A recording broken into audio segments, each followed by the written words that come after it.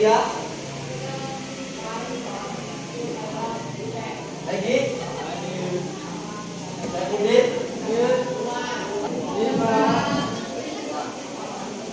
Baiklah, sebelumnya kita sudah belajar mengenai pengertian desa ya.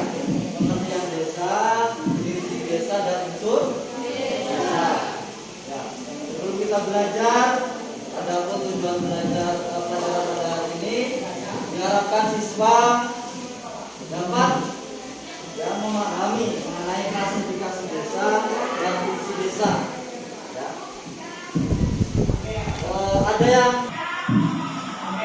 Ada yang tahu kemarin sudah belajar mengenai desa dan ciri-ciri desa dan unsur desa. Ya. Atikah desa apa desa kemarin pengertian desa? Ya. Menurut desa apa desa menurut?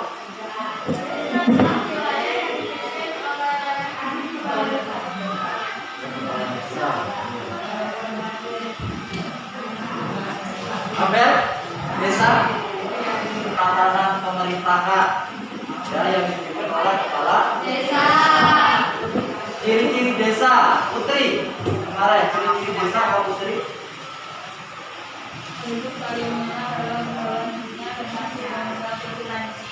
Ya, ciri-ciri desa ya. Esti, ciri-ciri desa Esti.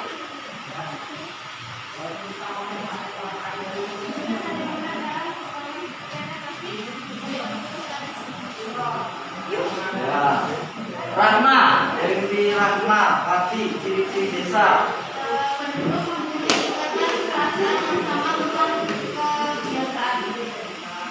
Ya.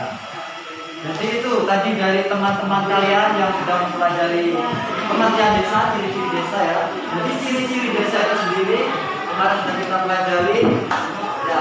Silakan kalian perhatikan di depan. Ini Bapak tampilkan PowerPoint mengenai klasifikasi desa, ya. Klasifikasi desa dan fungsi desa. Nah, di situ ada beberapa gambar untuk kalian amati di situ. Di sini ada aktivitas desa. Nah, gambar di sini ini menunjukkan desa-desa apa saja di sini nanti, ya. Desa apa saja di sini. Nah, nanti Bapak juga akan membagikan LKPD. Ya, kalian amati gambar ini, kemudian nanti kalian kerjakan LKPD. Setelah kita melakukan kegiatan diskusi kelompok. Ya, ini ada aktivitas-aktivitasnya, ya kan? Ini untuk kalian pahami dan kalian cermati. Kira-kira itu aktivitas desa apa saja. Nah, yang pertama klasifikasi desa. Ya, klasifikasi desa yang pertama ada desa swadaya. Nah, ini aktivitasnya. Ya. Desa swadaya ini sendiri dicirikan adat istiadatnya masih sangat kental atau sangat erat antara wilayah antara masyarakat di dalam desa itu sendiri. Ya, kemudian dalam bercocok tanam di desa swadaya ini masih sangat tradisional, ya, masih sangat tradisional. Jadi dia ini di dalam masyarakat ini pemenuhan kebutuhan pertanian itu hanya untuk mencukupi desa itu sendiri, ya. Kemudian aktivitas desa itu sendiri, usahanya sudah lumayan terlaksana dengan baik dalam desa Swakarya. Di sini dari tingkat pendidikan masyarakatnya sudah lumayan bagus. Jadi kesadaran mengenai pendidikan itu sudah mulai tertanam, ya. Sehingga apa perkembangan desanya pun sudah mulai berkembang dan mulai berinteraksi dengan desa yang lain, saling mencukupi, saling memenuhi antara desa satu dengan desa yang lain. Ini desa Swakarya. Ya. Ciri-ciri desa Swakarya. Ya. Jadi tadi sudah Bapak singgung mengenai desa Swakarya. Nah, transportasinya sudah lumayan bagus. Ya. ya, desa swakarya. Jadi penghubung antara desa dengan desa yang lain maupun dengan kota itu sudah mulai terrealisasi, ya, terbentuk bagus. Ya, contoh alat dan teknologi yang digunakan pada desa swakarya.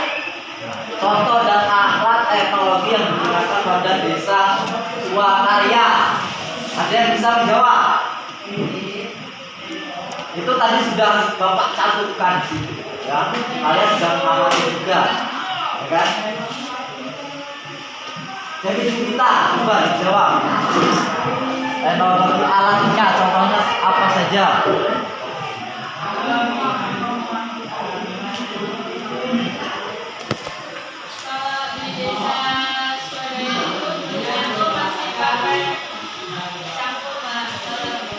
Desa swakarya ya? Kalau di desa swakarya itu sudah menggunakan kapal. Nah, sudah menggunakan dompet meskipun belum banyak ya.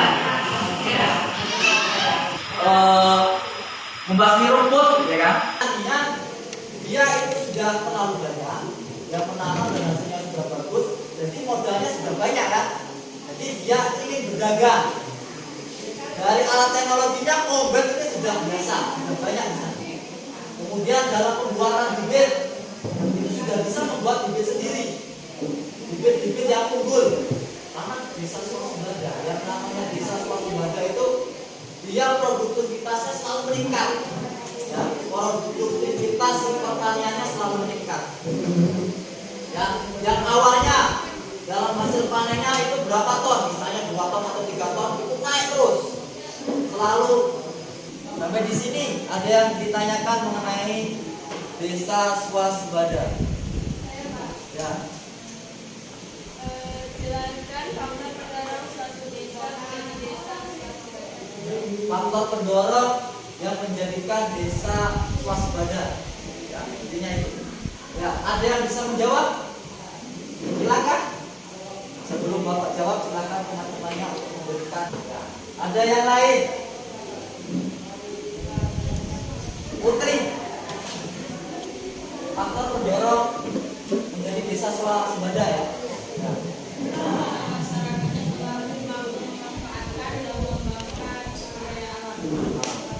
Ekonominya kan, itu peningkatan ekonominya itu sangat mendukung, ya kan?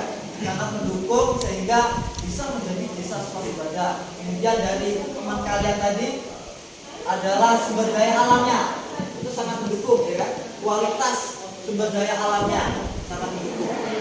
Ini perlu Bapak saya tambahkan, dari kedua tadi itu yang paling penting adalah pendidikan masyarakat ataupun sumber daya manusianya. Itu misalnya pendapatan ekonominya tinggi, ya kan? Kemudian yang tadi sumber daya alamnya mendukung, berpotensi sekali. Tetapi kalau sumber daya manusianya itu rendah dalam mengelolanya, ya, tidak akan terkelola, ya, tidak akan ada peningkatan. Nah itu Bapak tambahkan di situ. Kalau tidak ada, Bapak akan membentuk kalian dalam beberapa kelompok, ya. Beberapa kelompok, nanti kita diskusi dan Bapak akan membagikan LKPD untuk kalian kerjakan, ya. Nanti silahkan kalian berdiskusi dalam kelompok kalian masing-masing, ya. Kalian diskusikan bagaimana klasifikasi desa yang terdapat di desa kalian. Maka di desa kalian itu termasuk desa apa? Kemudian fungsi desa itu terlaksana atau tidak? Ya, kok bisa terlaksana atau tidak? Maksimalkah produktivitasnya? Ya kan? Kemudian sumber daya manusianya dengan kerja keras Baiklah, Bapak akan membagikan LKPD-nya. Kalian sudah Bapak bentuk dalam beberapa kelompok. Silakan kalian berdiskusi, ya. Bapak kasih waktu 15 menit untuk berdiskusi di kelompok kalian masing-masing, ya. Ini juga Bapak bagikan modul untuk kalian jadikan referensi dalam diskusi nanti, ya. Jadi silakan kalian sampaikan permasalahan-permasalahan di desa kalian itu termasuk dalam desa apa, dan permasalahannya apa kok dalam desa kalian itu termasuk dalam desa itu tidak meningkat lagi. Ya, ini LKPD dan anak ajarnya.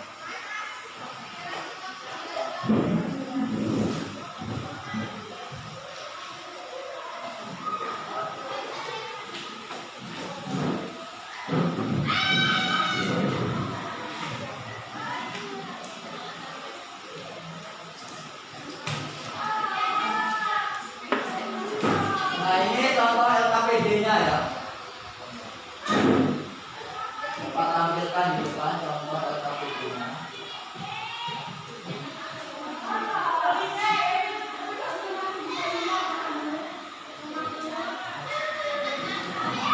Yang pertama tugasnya adalah di situ ada beberapa gambar. Ya, ada beberapa gambar. Nah, ini tugasnya pertama identifikasikanlah gambar berikut ini berdasarkan tingkat perkembangan desa. Nah, ini ada gambarnya, ini kira-kira ini termasuk desa apa dan ciri-cirinya apa? Baiklah anak-anak, sudah Bapak bentuk kalian dalam dua kelompok. Silakan untuk kelompok 1 presentasikan hasil diskusinya. Saudara Nurul untuk menyampaikannya. Assalamualaikum warahmatullahi wabarakatuh.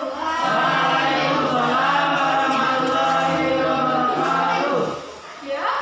Kalian lagi dalam dua kelompok, silakan kelompok 1 untuk menyampaikan presentasinya. Desa kalian sudah masuk ke dalam desa swakarya dan sudah memiliki ekonomi yang meningkat. Nah, kira-kira desa fungsi yang sudah diterapkan desa Anda untuk kota atau desa lain itu apa? Silakan dijawab kelompok 1. Fungsi desa yang sudah diterapkan di desa Anda untuk desa yang lain ataupun kota. Jadi fungsi desa untuk kota itu sebagai hinterland, yaitu memberikan hasil panennya seperti padi untuk disetorkan ke kota.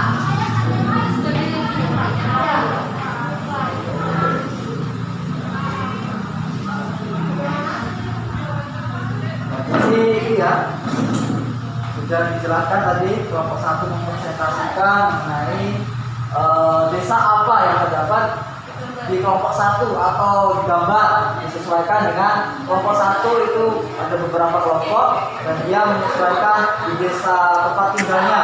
Ya, di desa kelompok 1 itu termasuk desa swakarya. Ya, di desa swakarya tadi mempunyai beberapa fungsi.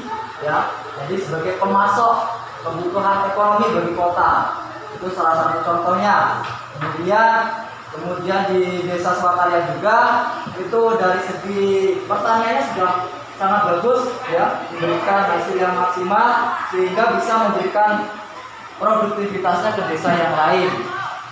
Kemudian juga di desa swakarya itu sendiri sudah dijawab juga oleh kelompok 1 pertanyaan dari kelompok 2, ya kan? Memberikan sumber daya manusia itu tenaga kerjanya, tenaga kerja keras di desa itu banyak, memberikan pasokannya kepada kota, ya, memberikan sumber tenaga kerjanya ke kota. Sekarang silakan untuk kelompok 2 mempresentasikan dari hasil diskusinya. Kelompok 2. Assalamualaikum warahmatullahi wabarakatuh. Waalaikumsalam warahmatullahi wabarakatuh. Baiklah, saya di sini mewakili kelompok saya untuk mempresentasikan hasil diskusi kami. Yang pertama itu tentang identifikasi gambar-gambar yang ada di LKPD. Gambar yang pertama itu termasuk ke dalam desa swadaya karena di gambar itu bisa dilihat penduduknya itu masih jarang dan tempat itu tuh masih terisolir atau masih sedikit terpencil. Nah, untuk gambar yang kedua itu termasuk ke dalam desa swakarya karena di situ hasil pertanian sudah mulai meningkat dan sudah bisa mengolah potensi sumber daya alamnya. Nah, untuk gambar yang ketiga itu termasuk ke dalam desa swasembada karena di situ sudah menggunakan alat-alat yang canggih dan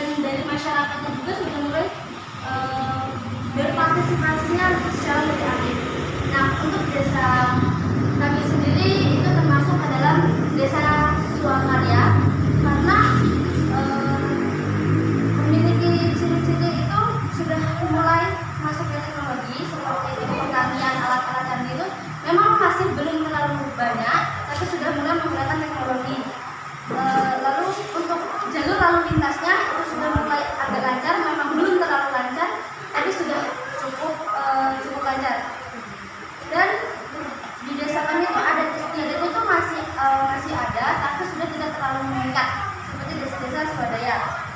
Nah, desa kami sendiri itu memiliki fungsi yang pertama sebagai hinterland atau sebagai pemasok bahan-bahan pokok untuk menyuplai ke kota atau ke daerah-daerah yang lainnya. Nah, fungsi yang kedua itu sebagai sumber tenaga kerja. Yang dari desa kami itu memberikan tenaga kerja untuk di kota dan di daerah-daerah lain yang memiliki banyak lapangan pekerjaan. Itulah hasil diskusi kami. Jadi wassalamualaikum warahmatullahi wabarakatuh. Waalaikumsalam warahmatullahi wabarakatuh. Ya, terima kasih untuk kelompok 2. Itu hasil diskusinya ya. Saya persilakan untuk kelompok 1 menanggapi dari hasil presentasi kelompok 2. Silakan. Assalamualaikum warahmatullahi wabarakatuh. Waalaikumsalam warahmatullahi wabarakatuh. Desa Anda kan sudah termasuk desa swakarya. Nah, adakah yang menjadi permasalahan atau kendala-kendala yang terjadi pada desa swakarya yang berada pada desa Anda? Baiklah, saya akan menjelaskan kembali tentang desa kami. Masalahnya mungkin tadi kan sudah dijelaskan ciri-ciri desa kami itu jalur lalu lintasnya itu agak lancar. Dalam artian agak lancar itu ada beberapa waktu jalur lalu lintas kita untuk keluar masuk desa itu sedikit ada masalah. Seperti saat musim hujan atau apa itu jalan masih terkendala karena belum terlalu lancar. Nah, terus masalahnya lagi itu pada sumber daya manusianya. Karena di desa kami itu masih banyak masyarakat yang kurang paham akan pentingnya pendidikan di pertanian. Mereka paham bahwa kehidupan mereka itu bergantung pada pertanian, tapi karena pendidikan mereka kurang akan hal-hal yang bisa meningkatkan pertanian, jadi itu menjadi salah satu faktor yang menghambat untuk kemajuan desa kami.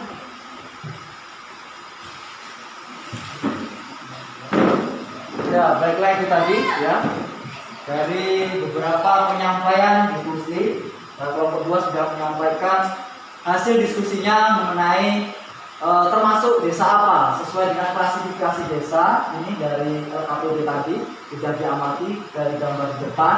Jadi di desa kelompok 2 itu termasuk desa swakarya, ya kan? Jadi tidak beda jauh dari kelompok 1.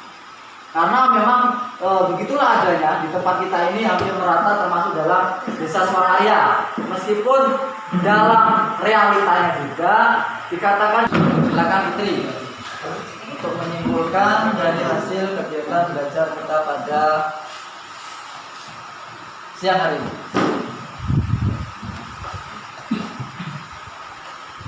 Baiklah, di sini saya akan menyimpulkan tentang klarifikasi desa, yaitu desa swadaya, desa swakarya, dan desa swasembada. Ya. Desa swadaya adalah desa yang kekurangan sumber daya manusia atau tenaga kerja dan yang kekurangan dana sehingga tidak mampu memanfaatkan potensi yang ada di desanya. Desa swakarya adalah desa yang mulai menggunakan dan memanfaatkan potensi fisik dan non-fisik yang dimilikinya tetapi masih kekurangan sumber keuangan atau dana. Sedangkan desa swasembada adalah desa yang masyarakatnya telah mampu memanfaatkan dan mengembangkan sumber daya alam dan potensinya sesuai dengan kegiatan pembangunan regional. Terima kasih, itu saja ya. Ya, silakan untuk siswa yang lain untuk menyimpulkan. Mungkin ada yang berpendapat lain terkait mengenai pembelajaran kita ya, klasifikasi desa dan visi desa. Abel bisa, silakan disimpulkan menurut Abel. yang telah didapat pada kesempatan siang hari ini. Baiklah, selanjutnya menyimpulkan tentang fungsi desa. Sebagai hinterland atau daerah hukum yang memberi bahan pokok seperti padi, jagung, hingga ketela. Yang kedua, sumber sebagai sumber tenaga kerja. Kemudian desa merupakan mitra bagi pembangunan kota. Dan yang terakhir, desa sebagai bentuk pemerintahan kecil. Ya. Terima kasih saudara Abel sudah menyimpulkan dan Putri juga tadi mengenai kegiatan pelajaran pada siang hari ini mengenai klasifikasi desa dan fungsi desa. Baiklah, Bapak tegaskan mengenai pembelajaran hari ini yang perlu kita petik. Yang pertama adalah klasifikasi desa. Itu desa ada tiga macam ya. Ada desa swadaya, desa swakarya, dan desa swadaya. Kemudian desa swadaya. Desa swadaya itu dari kegiatan ekonominya itu masih belum begitu maksimal ya. Kemudian dari kegiatan ekonominya pun sangat tradisional dari mata pencariannya ya. Dari segi mata pencariannya, aktivitas pertaniannya itu masih tradisional dan belum masih berkaitan erat dengan tradisi ya, masih berkaitan erat dengan tradisi dan hubungan dengan lingkungan desa yang lain itu masih belum begitu berbaur. Itu untuk desa swadaya. Kemudian yang kedua ada desa swakarya. Desa swakarya itu sendiri dalam aktivitas pertaniannya, teknologi itu sudah mulai digunakan, kemudian pemerintahannya itu sudah berjalan juga dengan baik meskipun belum secara maksimal, ya kan? Seperti tadi dari aktivitas pertaniannya yang digunakan sudah berupa traktor, ya kan? Traktor, kemudian pengelolaan pemanenannya, ya kan? Sudah sedikit menggunakan kombet meskipun belum begitu banyak. Hasil produktivitasnya pun sudah mulai meningkat dibandingkan desa swadaya. Kemudian akses atau transportasinya di situ sudah mulai beralih dan terlaksana dengan baik ya. Akses transportasinya, hubungan antara desa dengan desa yang lain itu sudah terjalin dengan baik. Kemudian di situ pun produktivitasnya itu sudah bermanfaat untuk desa yang lain. Kemudian ada desa swadaya. Swadaya, Pak. Swasembada. Desa swasembada. Itu desa swasembada ini ya sangat baik sekali, dari pemerintahannya sudah tersusun dan tertata terlaksana dengan baik. Di desa swasembada, pembibitan itu sudah mulai dikembangkan di desa swasembada. Jadi pengembangan teknologi pertanian itu terlaksana di desa swasembada. Ya, kegiatan ekonominya tidak hanya terfokus di pertanian, karena masyarakatnya sudah mulai beralih ke perdagangan. Ya, karena saking banyaknya produktivitas tadi, ya modalnya banyak, kemudian dia masyarakatnya mempunyai inisiatif untuk berdagang, memperjualbelikan hasil yang dihasilkan tadi, ya, yang sudah dihasilkan tadi. Di desa swadaya juga tingkat pendidikan masyarakatnya sudah mulai tinggi, ya. Di situ dari SMA, perguruan tinggi sudah mulai banyak di desa swadaya. Nah, itu kesimpulan untuk kegiatan pelajaran hari ini, ya. Silakan KPD-nya dan bahan ajarnya dikumpulkan. Saya kira sudah selesai juga itu tadi dikerjakan dengan saya lihat. Ya, silakan dikumpulkan di depan.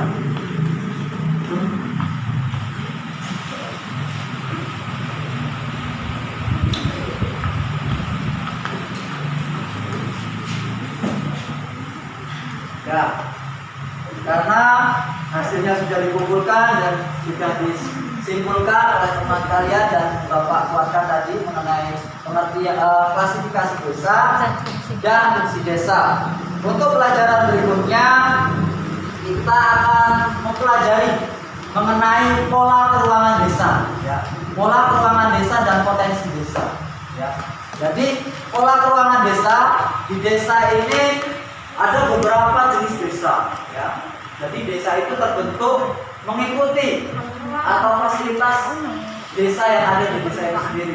Desa yang mengikuti jalan, ada yang mengikuti sungai, ya, ada yang mengelilingi danau. Nah, itu pola keuangan desa. Dan potensi desa kemarin sudah kita bahas juga. Nah, untuk besok juga kita akan bahas mengenai potensi desa. Ada yang menyusuri pantai, atau desa yang memanjang di sungai, memanjang di jalan. Itu potensinya seperti apa dan memberikan keuntungan seperti apa, berdampak positif atau berdampak negatif. Jadi untuk pertemuan berikutnya itu akan lebih menarik mengenai pola keuangan Desa. Nah, mungkin Bapak kira cukup untuk pertemuan hari ini. Ya, silakan sebelum mengakhiri kegiatan belajar hari ini, awal tadi kita buka dengan doa. Jadi untuk menutup kegiatan pelajaran ini, alangkah baiknya kita berdoa terlebih dahulu.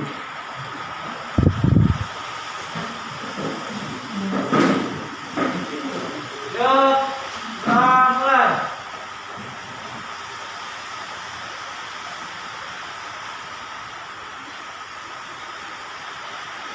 Selesai.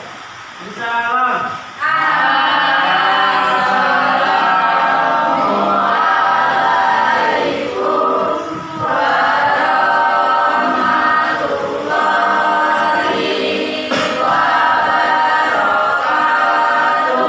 Waalaikumsalam warahmatullahi wabarakatuh. Terima kasih kepada anak-anak yang sudah belajar pada kesempatan hari ini. Mudah-mudahan pelajaran pada siang hari ini memberikan manfaat dan berkah untuk kalian semua. Amin.